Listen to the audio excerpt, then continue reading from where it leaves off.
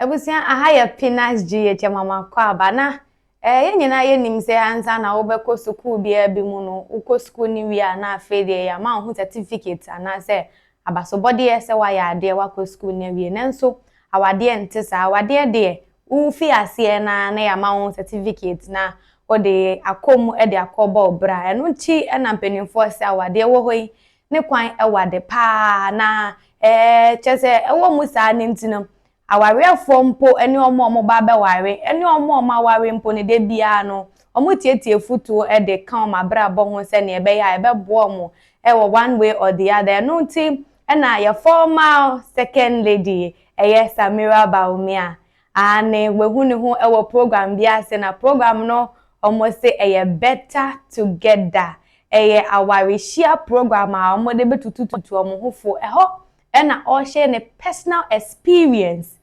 for 22 years of marriage. Our answer shock you. Yes. Also, our for 22 years, believe it or not. Now, or patches or no, only Dr. Mahmoud Bawumia, Monanti or Mananti, Muninano. Was your name be brave or Muntisania mano, or check a cra edia, Chile, yan so ye bano, and no more Mawari Dadano, no Munto Bibi, and free, no more fan bomb bra. Yanko just have video in Emiratia. Good evening, my father, Reverend, and my mother. I've known them for so many years, but I should admit that I've been at your and you see me soon. Mama Rita, also a mother to me, Bishop. Lovely to meet you and all of you here. I greet you warmly. Lady Pastor Sheila, where's she? Has she stepped out? Hello. Thank you for inviting me. As she mentioned, a mutual friend of ours came to see me in my office a few weeks ago, and he didn't tell me why he was looking for me. And then he walks in with her and tells me that this event is taking place and she would love for me to come. And I was very moved by her passion and her desire to also give back to society and make a change and make a difference. And I agreed to come, but reluctantly. Not because I didn't want to come, but because I wasn't sure whether I should be a speaker at this event, especially given the distinguished speakers that are here. So I, like you, have come also to listen and learn. But I've been married now for 22 years myself, believe it or not. It's not been an easy road, as with any marriage, but I've also gotten some lessons out of it. And I like what has been discussed about being intentional, which means being deliberate, which means thinking about your actions. And I've always been guided by three things. The first being kindness. You should be kind to your partner. When you're kind, you're mindful. When you're kind, it reflects in how you speak to your partner. It reflects in how you respond to your partner. It reflects in how you respond to situations that arise in your marriage. So kindness is very important in marriage. And because it gives birth to mindfulness. And mindfulness means that you're thinking about whatever actions you're taking. So that means you check yourself when you're going to do something. Would it endure to the benefit of your relationship? How would it make your partner feel? How does it make you feel? How do you engage your partner so that they understand how you feel? But in a kind way. You can be angry, but when you're expressing your anger, you should be kind about it. Don't say things you can't take back. Don't express anger by insulting or shouting. No. When you're being kind to your partner, you're mindful of actions towards your partner. The second thing for me is respect.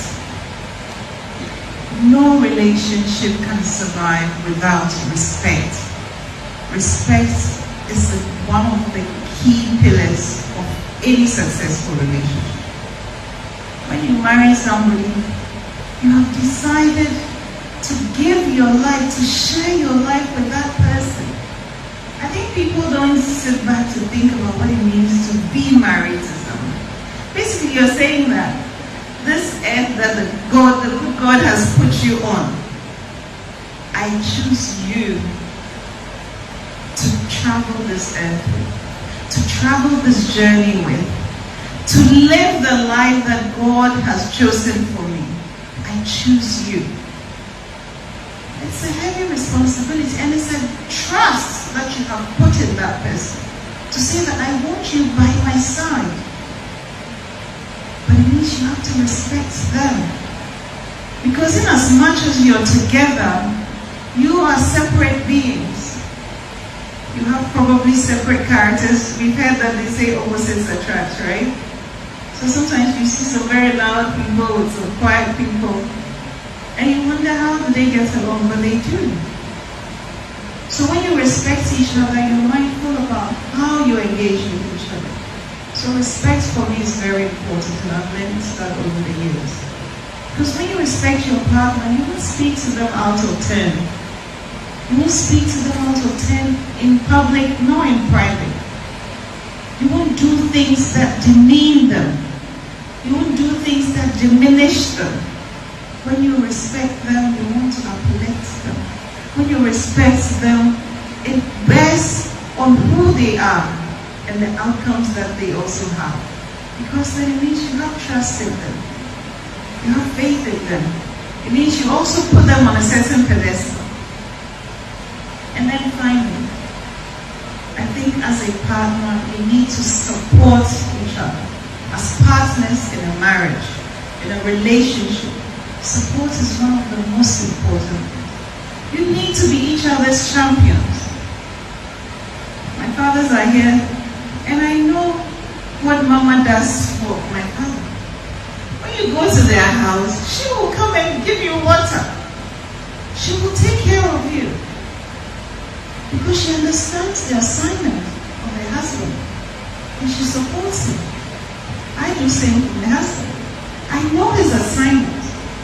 And I support him. I make sure that I'm in his corner. And vice versa. Whatever venture I'm also into, I know he's there for me. He will stand by me.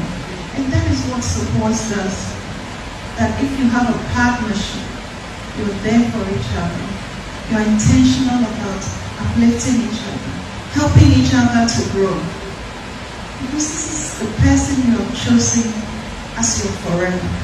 So for me, these are the three core values that I think help in a lasting marriage or relationship. But to wrap up, before Mama Rita comes, let me just say that we love with our hearts, sometimes with our heads. But love, beyond being an emotion, also becomes a decision. Is somebody hearing me? I said love, after it starts as an emotion, but love becomes a decision. And why do I say that? Because whatever makes you love somebody, whatever makes you attracted to somebody, whatever makes you want to be with somebody, that thing can be found in another person. If it's beauty, you'll find a prettier woman somewhere along the line. If it's money, you'll find a richer person along the line. Whatever it is that makes somebody, if it's their humility, it could be anything. Whatever attracts you to someone, chances are there's another person who has even more of it. So that's why at a point,